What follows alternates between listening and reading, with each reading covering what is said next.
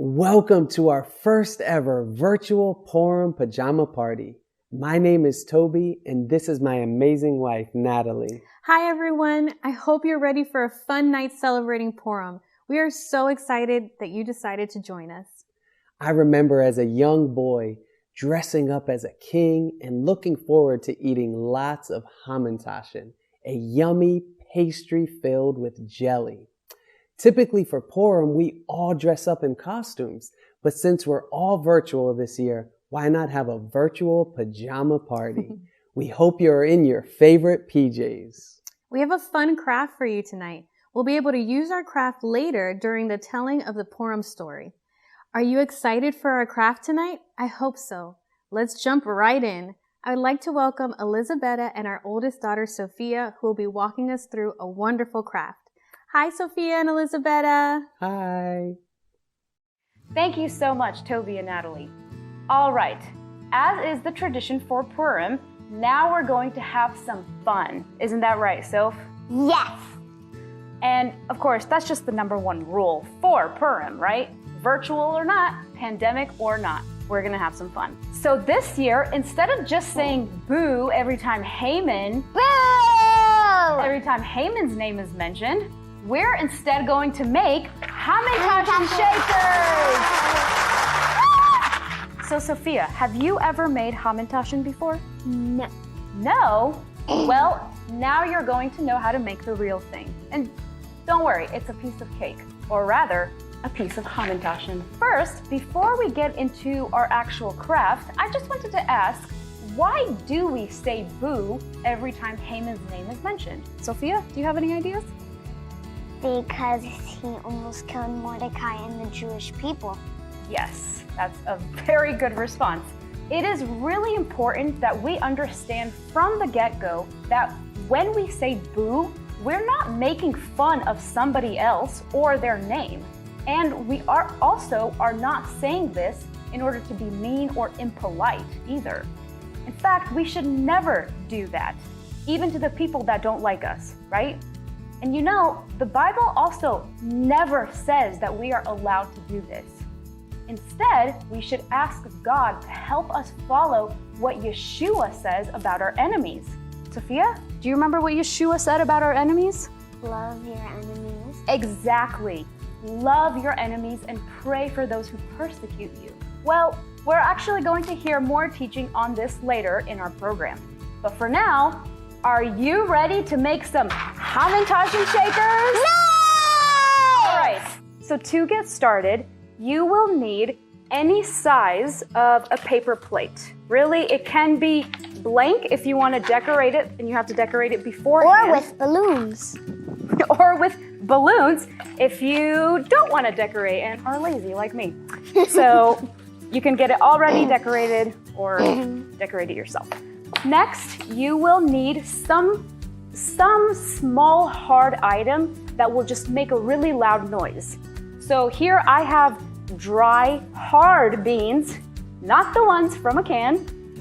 Other things that you could use, you could do whole coffee beans, you could do trail mix. Just make sure to take out the chocolate pieces because that will melt.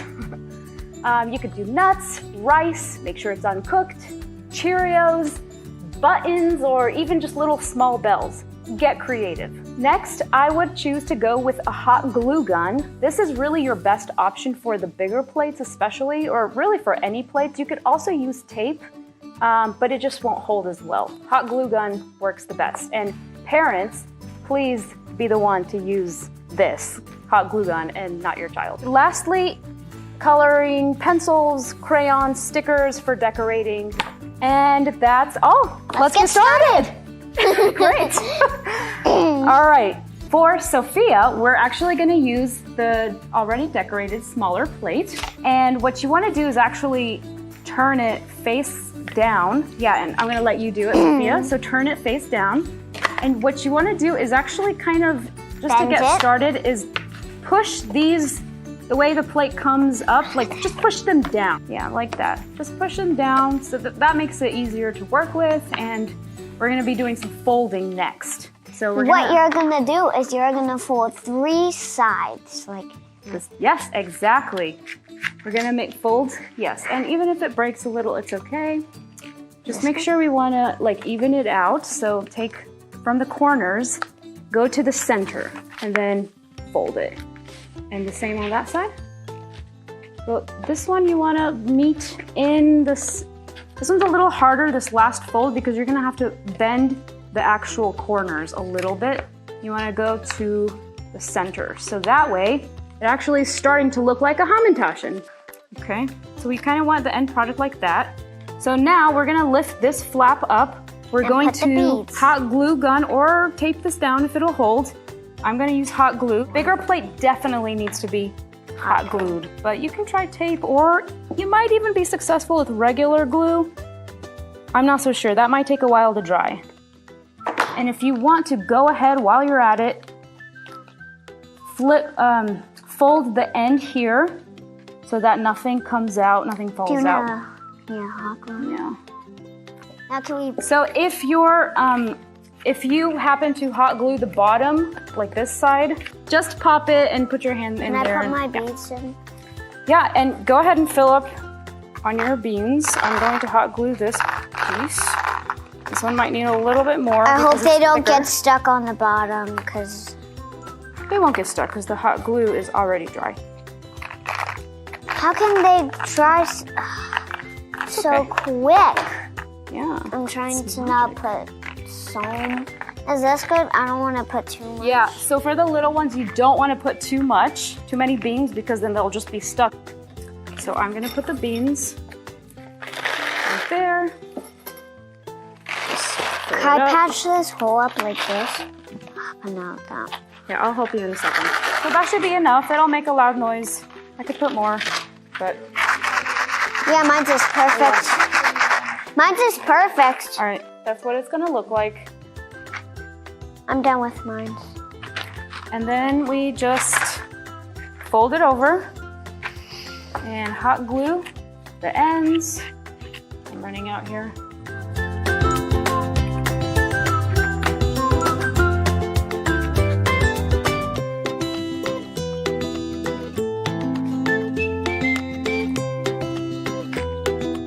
If you guys don't want to do the actual hamantaschen, if it's a little too difficult, you could just fold the paper plate in half. So fold it, fill it in, and then just staple it down or hot glue it again. So at this point I have these sticking out. You just want to fold them down. Just fold them, tape them, or glue them down, and they should be fine.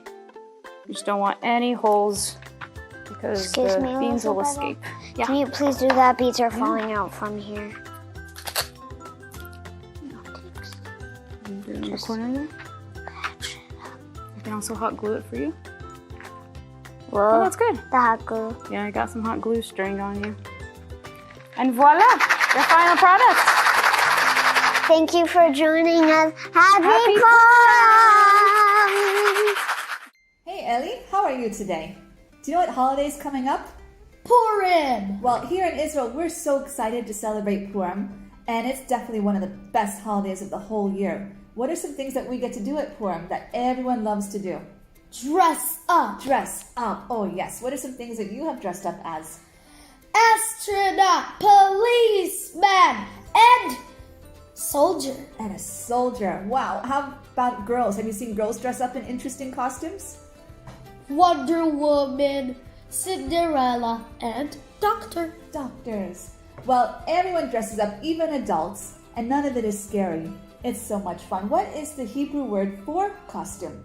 Tachposot. Tachposot. That's for costumes. That's a hard word to say. Can you try? Tachposot. Well, have you ever wondered why we dress up at Purim? Well, a long time ago, the Jewish people in Europe wanted to celebrate Purim even more. And so they decided to make the holiday even more special because it was such a miracle that they were saved. They decided to dress up in costumes. They knew that it wasn't a holiday like Hanukkah or Passover where the miracle was so obvious how the Lord saved them. Instead, they knew that Queen Esther, who was Jewish, she had kept it a secret.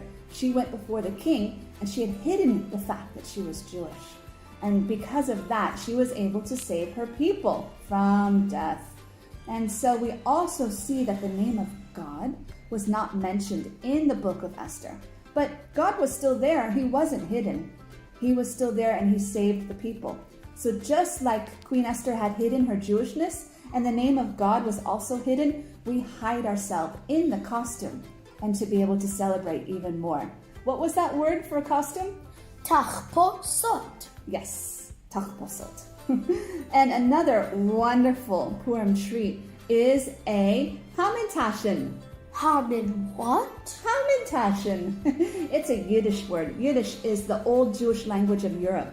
Well, the hamantaschen means Haman's pockets, and he used to stuff money into his pockets that he got from the king. Well, again, we fill these hamantaschen with chocolate or apricot or poppy, and inside the filling is hidden, just like we've hidden ourselves in our costume. And we eat these delicious hamantaschen and we have so much fun. But in Israel, what do we call a hamantaschen? Oznei Aman. Oznei Haman. What does that mean? Haman's ears. Haman's ears. Well, once again, we get to celebrate and dress up and do silly things at Purim. Well, I don't know about you, but I want to eat these hamantaschen, don't you? Right. Which one's your favorite?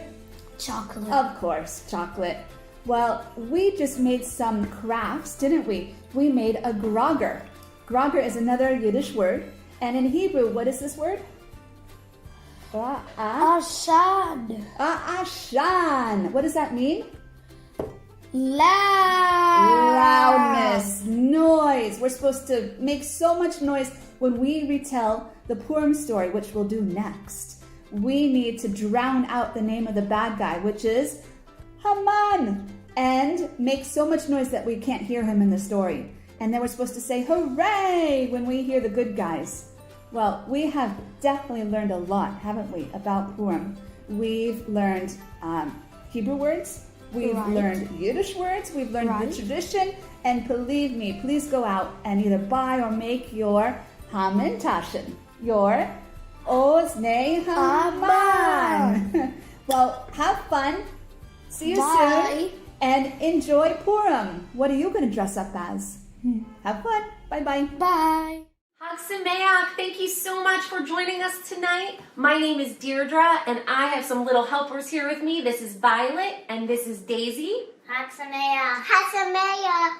Tonight we are going to read the story of Esther, a Purim tale, retold by Eric A. Kimmel and illustrated by Jill Weber and published by Holiday House Publishing. Tonight, my helpers are going to guide us as we read the story with the oohs and ahs when we say the name Esther, and the cheering when we say Mordecai, and the boos when we say Haman. So we got this, girls? When we hear Esther, what do we say? Oohs and ahs. Oohs and ahs. And when we hear Mordecai, what do? We say yay. Yay, Mordecai! And when we hear Haman, what do? Boo. We say boo. All right, so let's get started. The story of Esther, a Purim tale. Now, if you forget to do it, don't worry. I'm going to let you know. And Violet and Daisy, I'm going to remind them, and they're going to let you know too.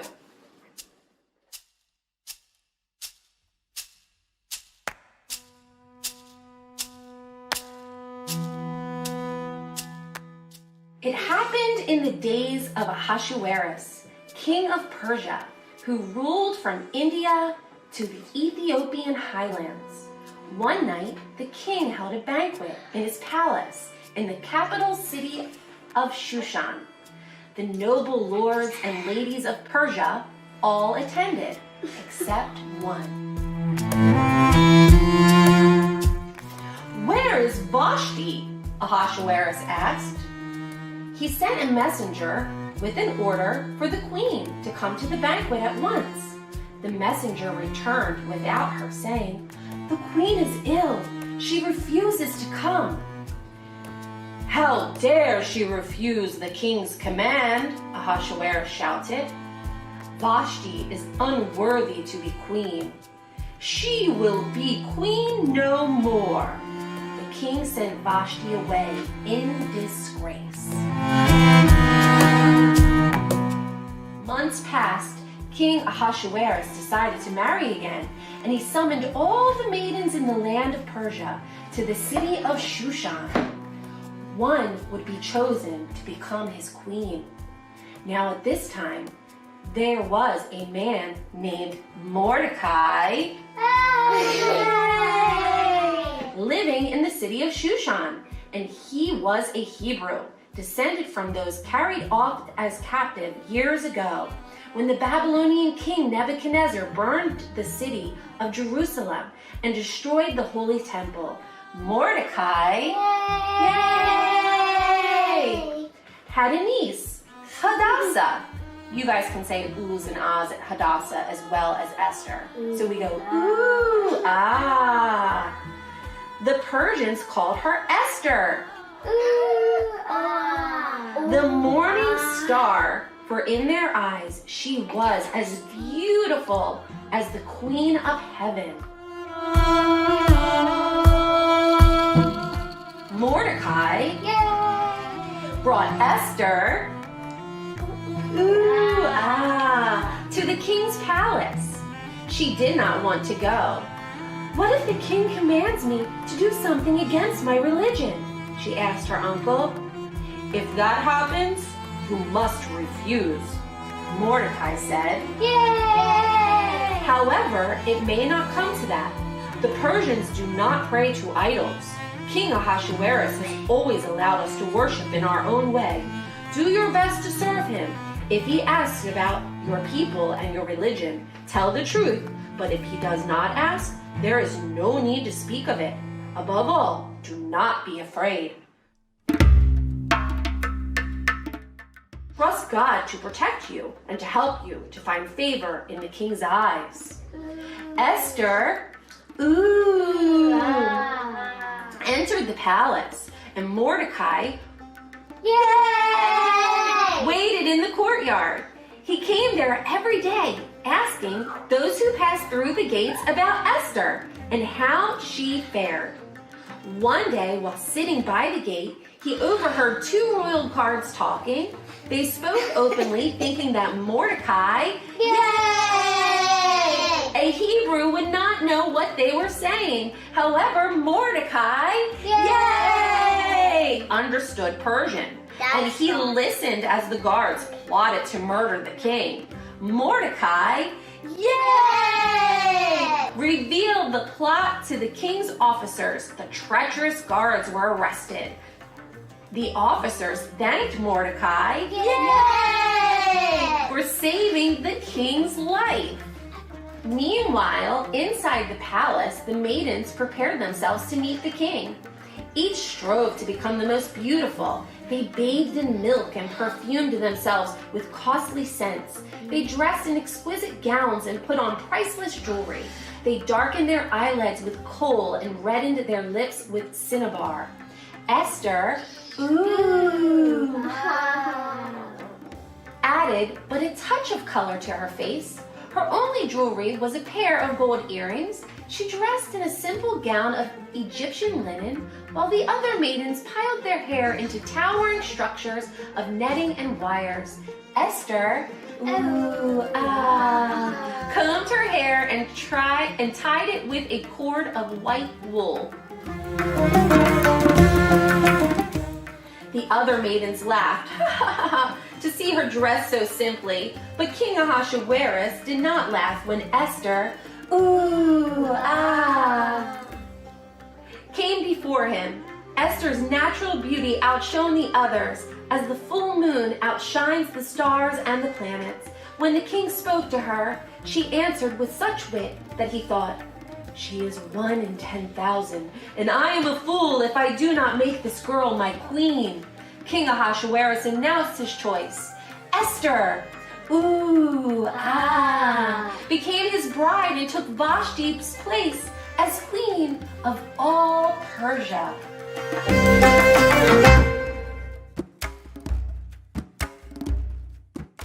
Soon after these events, the king's chief minister, Haman, the son of Hammedatha, came riding towards the palace gate. His servants cried, "Bow down to Haman! Boo! Bow to the living God!" The people in the street rushed to throw themselves on the ground. Only one remained standing. Mordecai, yay! Esther's, uncle, Haman's, guards tried to force him to his knees. Mordecai, yay! Was stronger than they were. He threw them aside as if they were toys. "Why won't you bow to me?" the king's minister, Haman, asked. "I will gladly bow to you as the king's minister." Mordecai, yay, said, "But I will never bow to you as God. There is only one God who made heaven and earth. That God alone do I worship." Haman's anger flared. He vowed to take revenge on Mordecai, yay! His family, and his entire people.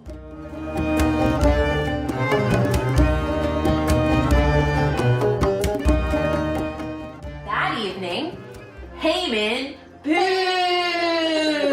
whispered to King Ahasuerus, "Are you aware that there are people living in your land who ignore your laws and insult your officials? They call themselves Hebrews, for it is said their ancestors came from the other side of the great river. They cannot be trusted. It is best to get rid of them now, everyone, lest they rise up in time of war and join your enemies." "Do as you think best," King Ahasuerus said, handing Haman his signet ring engraved with the royal seal. Haman, Haman wrote out a proclamation and stamped it with the king's own seal. He sent copies to all the governors and the officials in every corner of the land, telling them that on the 13th day of the 12th month, which is called Adar, every Hebrew within their walls, gates, and borders was to be killed. Neither the old nor the young was to be spared.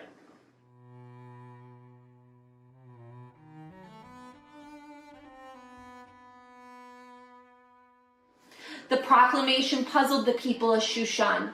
Why does the king hate the Hebrews, they wondered. They have lived among us for years. They have harmed no one. They are our friends and neighbors. But a proclamation stamped with the king's seal was law. No one could question it. Mordecai, yay! Tore his clothes. He poured ashes on his head, dressed in rags, and he went to sit by the palace gate. Esther's, servants noticed him there and informed the queen. She came out to speak with her uncle, Mordecai. Yay! Read Haman's proclamation to her. "You must go to the king, beg him to spare the lives of our people." "I cannot." Esther, said, "No one, not even the queen, may approach the king without permission. I cannot go unless he summons me. It is death to do so." Mordecai, yay!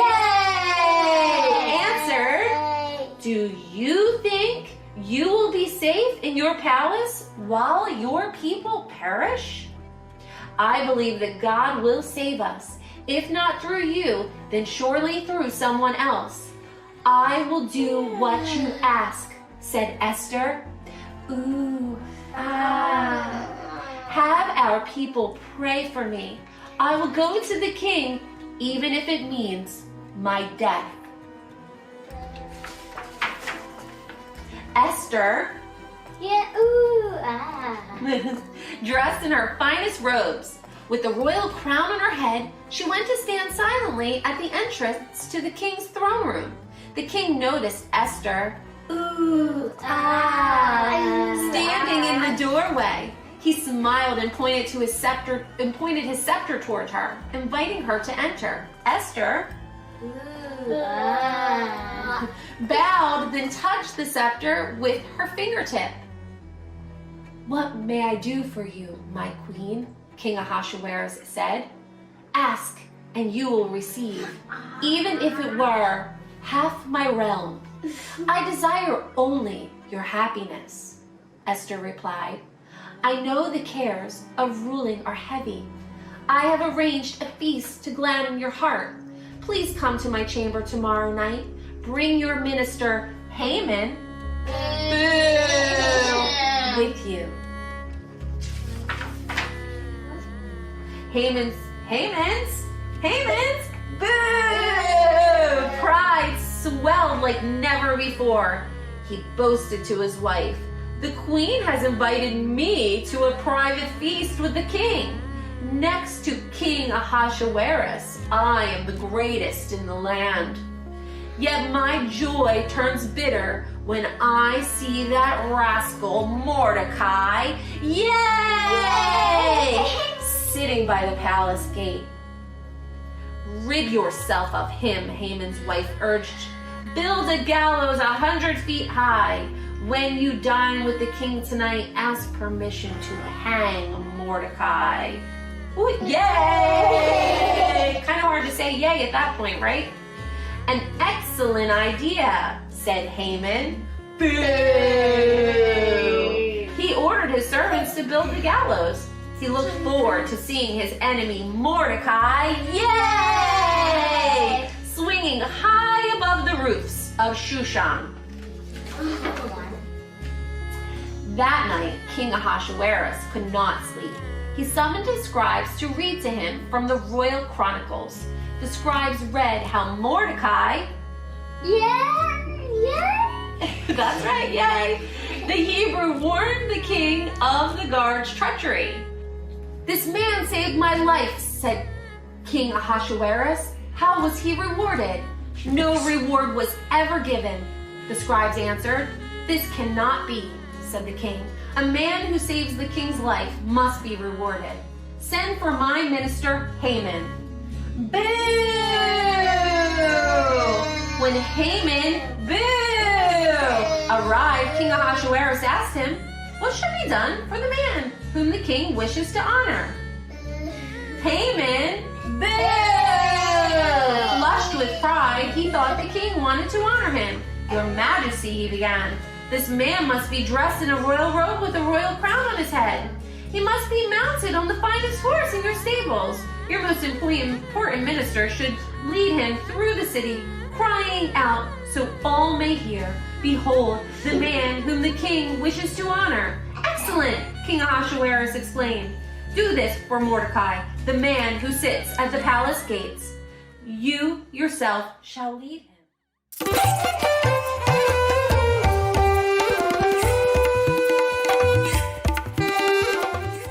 So Mordecai, yay, was dressed in a royal robe.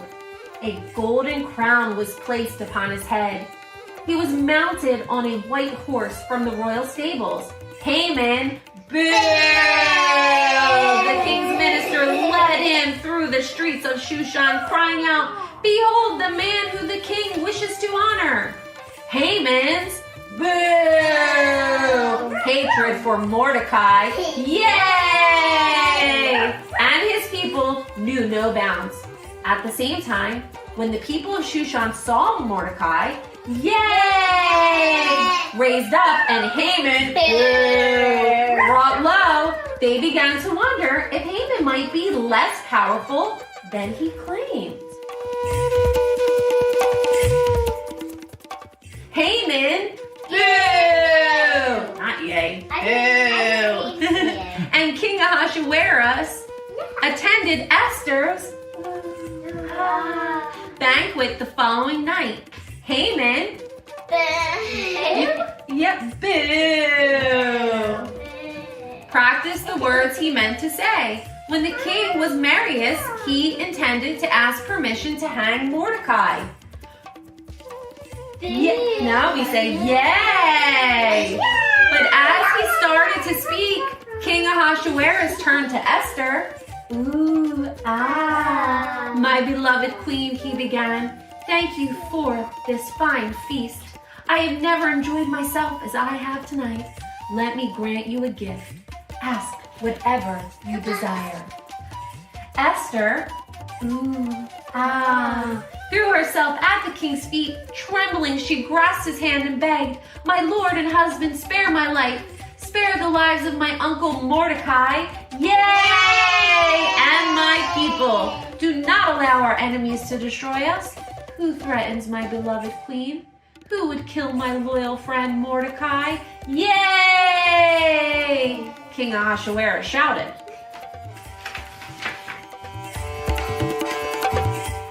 Esther, pointed to Haman.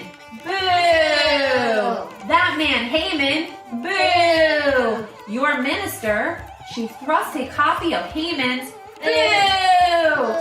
proclamation into his hands. King Ahasuerus read it with growing rage. "How dare you?" he shrieked at Haman. Boo! This proclamation is forgery. You misused the power I gave you. In terror, Haman, boo! Clasped Esther's feet. Oh, queen, have mercy, spare my life. King Ahasuerus kicked him away. How dare you touch the queen? Away with this wretch. Hang him from the gallows out there. Hang his whole family with him. And so, the end. That Haman, boo, prepared for Mordecai, yay, became his own. King Ahasuerus canceled Haman's proclamation, decreeing instead that Mordecai, yay, and his people should be honored and protected. Furthermore, from that time forth, the 13th day of Adar would be a celebration for the Hebrews and their neighbors as well. So it is to this day. The 13th day of Adar is a time of joy and merriment. And because Haman threw dice to choose the day of destruction, the holiday is named after the Persian word for dice, pur. That is why we call it Purim. Hag Purim Sameach! Hag Purim Sameach! Wow, thank you, Deirdre, for telling the Purim story. The story of Purim isn't just a fairy tale, it really happened. And there are some wonderful lessons we can learn from Esther and all those in the Purim story. To teach us some of those lessons, we are bringing back Derek. Shalom, Derek! Hi, everyone. Happy Purim. I hope you're enjoying the craft and the stories and relaxing in your pajamas. I know I am. You know, Purim is such a cool holiday because we get to wear fun costumes and eat delicious treats. You know, hamantaschen, which are traditional Purim cookies, are some of my favorites. But what I love most about Purim is the Purimshpiel, reading and remembering the true story of Queen Esther and how God saved the people of Israel from being wiped out. You know, this really happened, and it's so valuable to understand. The Jewish people had a serious shock. Because of the evil Haman's wicked plan, all of a sudden their lives were in danger, and just because they were Jewish. You may know that God loves the whole world and every single person in it. And that's why it's wrong to treat people badly because of where they're from or what they look like. How can we hate who God loves? Of course we can. But as you just heard in the story time, Israel was saved. Haman, boo, was defeated. Mordecai, yay, Esther's uncle, was greatly honored by the king. And Esther herself, went down in history as a hero for her people. By the way, save your booing for Haman only. We don't want to do that to anyone else. But for Haman, boo away. In the Bible, in Esther 8:16, it says, "For the Jews there was light and gladness and joy and honor." What a difference! They went from being in serious danger to celebrating. Of course, for anyone who knows the Bible, this shouldn't be a surprise. God has always promised to forever protect the people of Israel. After all, if the Jewish people were to have been wiped out, God's promised Messiah, Yeshua, Jesus, could have never been born. Speaking of Yeshua, did you know that he celebrated Purim too? Of course he did. He was Jewish, of the people of Israel, so celebrating Purim meant celebrating with his people. In the Bible, in John chapter 5, Yeshua was in Jerusalem for a festival. It was there that he healed a man who couldn't walk, and where he told people that he was, in fact, the Son of God. Did you know that the book of Esther in the Bible contains no direct mention of God at all? I've checked, it's not there. Weird, right? But there is no doubt at all that his invisible hand was orchestrating all of the events to raise up Esther as queen in order to save his people. How amazing! Our God is working for our good, whether we see it or not. He's king forever, and he wants you to know how much he loves you. The story of Esther and God saving his people is just one example that shows God's love. He sent Yeshua to live a perfect life, to die and come back from the dead so that you and I can be forgiven and made clean and new. And you can have a real relationship with God forever and ever if you put your trust in him. Yeshua gave his life so that you can have life forever with him. That's the best news you can ever hear. Even if you've never done it before, you can talk to God by praying. I promise he hears you. He wants to show you great and wonderful things because he loves you so much. See you later, and happy Purim. We had so much fun today. Our whole family loves Purim and the telling of the story of Esther. Thank you to everyone who has participated. Rachel and Ellie, Deirdre and Derek, Elizabetta and Sophia. If you would like to upload a photo or video of your craft, upload it by clicking the link below this screen or clicking the link in the chat. If uploading a video, make sure to say boo while you shake your noisemaker. Boo! We would love to see your final creations and share them on our social media. Be sure to find and follow us on Facebook, Instagram, and Twitter to see if your artwork is shared. Happy Purim, everyone!